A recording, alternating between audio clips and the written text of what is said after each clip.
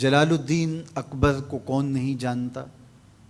بڑا تگڑا مغل فرما روا ہوا ہے اور چاروں طرف بر صغیر پاک و ہند میں اس کا ناقوس بج رہا تھا، لیکن ان پڑھ ہونے کی وجہ سے وہ کچھ لوگوں کے نرغے میں تھا۔ ملا مبارک کے دونوں بیٹے ابو الفضل اور فیضی اس کے اعصاب پہ سوار تھے، اور جو وہ کہتے تھے وہی اس کا نظریہ تھا۔ بادشاہوں کے ساتھ عمومی یہ مسئلہ ہوتا ہے کہ ان کے مصاحبین، حاشیہ نشین، ان کے مشیر ہی ان کو غلط راہوں پہ ڈالتے ہیں۔ تو یہی کچھ اکبر کے ساتھ ہوا۔ انہوں نے بادشاہ کو ذل اللہ قرار دے دیا، تو اللہ کا سایہ ہے اور تو جو چاہے کرے، تجھے اس کا اختیار شرعاً حاصل ہے۔ لہٰذا اس نے دین الہی کی طرح ڈال دی۔ ہندو، مسلم، عیسائی، دیگر مذاہب کے ماننے والے بر صغیر میں رہتے ہیں، تو ایسا دین تراشا جائے جس میں کسی کو تکلیف نہ پہنچے۔ گائے ذبح کرنے سے ہندوؤں کو تکلیف ہوتی ہے، لہذا اس کا ذبح کرنا موقوف قرار دے دیا گیا۔ مسجدوں کی جگہ مندر تعمیر کر دیے گئے۔ السلام علیکم یہ شعار المسلمین ہے، تو ایک متحدہ قومیت وجود میں آئی ہے، تو ہم اس کی جگہ کوئی نئی اصطلاح لائیں۔ تو اگر کوئی کسی کو ملتا تو اللہ اکبر کہتا اور وہ آگے سے جل جلالہ کہتا۔ بہت سارے ہندو راجاؤں کی بیٹیوں کے ساتھ جلال الدین اکبر نے نکاح کیا، ان کے ہندو ہونے کے باوجود ان کو مسلمان کیے بغیر، اور اپنے حرم میں رکھا، اور وہ وہاں باقاعدہ مورتیاں پوجتی تھیں، اور اس کے اثرات بادشاہ پر مرتب ہوئے۔ اسی طرح اور بہت ساری چیزیں جو مروج ہوئیں۔ اب ابو الفضل اور فیضی تو خود اس کو مشورہ دینے والے تھے، وہ کیسے روک سکتے تھے؟ ہر دور میں ابن الوقت علماء موجود رہتے ہیں، جن کو علماء سو بھی کہا گیا ہے، جن کا مقصد حکمرانوں کی، امراء کی، اعیان سلطنت کی خوشامد کرنا ہے، اور ان کی صحبت میں بیٹھنا ہے، اور ان کے ساتھ تعلق قائم رکھنا ہے۔ تو ابو الفضل اور فیضی بھی اسی قبیل کے تھے، وہ پڑھے لکھے کام نہیں تھے۔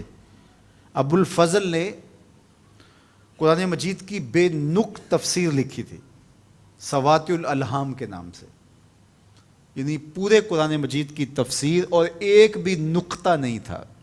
اتنا پڑھا لکھا، اتنا زیرک اور اتنا ذہین شخص، لیکن بادشاہ کے چرنوں میں بیٹھنا اور بادشاہ کو جو ہے وہ شیشے میں اتار کر کے اس کی خواہشات کے مطابق فتویٰ دینا، یہ اس کی زندگی کا مشغلہ تھا، اور یہ وہ کرتا تھا۔ خیر، اکبر اپنے انجام کو پہنچا۔ اس کے بعد جہانگیر تخت نشین ہوا، تو اس کے کان بھرے گئے حضرت شیخ احمد مجدد الفسانی علیہ رحمہ کے حوالے سے۔ تو اس نے آپ کو دربار میں بلایا، اور آپ نے اس کو اپنا مطمع نظر بتایا۔ دین کی جو تعبیرات، تشریحات انہوں نے قرآن و حدیث سے سمجھی تھی، وہ اس کے سامنے رکھی۔ بادشاہ مطمئن ہو گیا، واپس تشریف لے آئے، تو جہانگیر کے کان بھرے گئے کہ دیکھا انہوں نے آپ کو سجدہ نہیں کیا، چونکہ ابو الفضل اور فیضی کے ذریعے سے یہ تصور راسخ کیا گیا تھا بادشاہ کے ذہن میں کہ آپ ذل اللہ ہیں اور آپ کو سجدہ ہونا چاہیے، اللہ کا سایہ جو ہیں آپ، تو پھر لوگ آپ کو سجدہ کیوں نہ کریں؟ تو باقاعدہ بادشاہ کے لیے انحناء، رکوع یا سجدہ تک ہوتا تھا، جبکہ شریعت اسلامیہ میں اس کی اجازت نہیں ہے۔ اس پاداش کے اندر کہ آپ نے نہیں کیا سجدہ بادشاہ کو، گوالیار کے جیل میں 2 سال کچھ عرصہ کاٹنے پڑے، کاٹے۔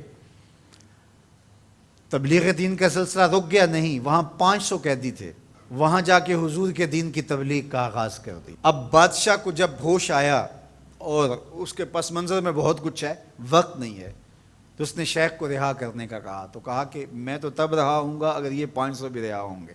کبھی قیدی بھی شرطیں لگا کے آزاد ہوتے ہیں، اور ساتھ شرط یہ ہے کہ مندروں کو گرا کر کے مسجدیں بنائی جائے جہاں مسجدوں کو گرا کے مندر بنائے گئے ہیں، تحیت المسلم کو دوبارہ اصل صورت میں بحال کیا جائے، شراب خانے بند ہوں اور محرمات کے ساتھ نکاح منسوخ کیے جائیں۔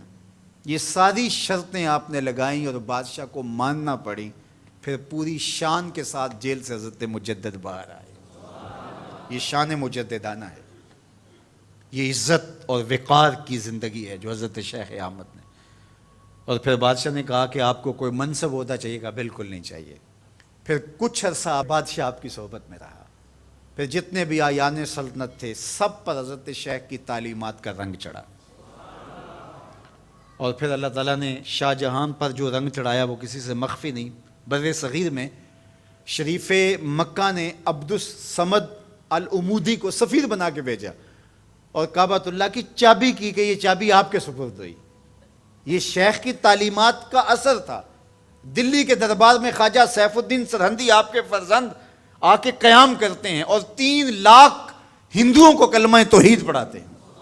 یہ پھر اثرات مرتب ہونے لگے، یہ پھر دین اترنے لگا، اور پھر انہی کی نسل سے شاہ جہاں کا بیٹا اورنگزیب عالمگیر آتا ہے، جس نے 500 علماء کو جمع کر کے فتاوی ہندیہ، جس کو فتاوی عالمگیریہ کہا جاتا ہے، فقہ کا انسائکلوپیڈیا تیار کیا، ایک قانون اور ایک ضابطہ بر صغیر پاک و ہند کے لیے جو نافذ العمل ہوا، اس کو تیار کیا، اور آج بھی اس کی کوئی نظیر یہاں ملتی نہیں ہے، اس کی کوئی مثال نہیں ملتی۔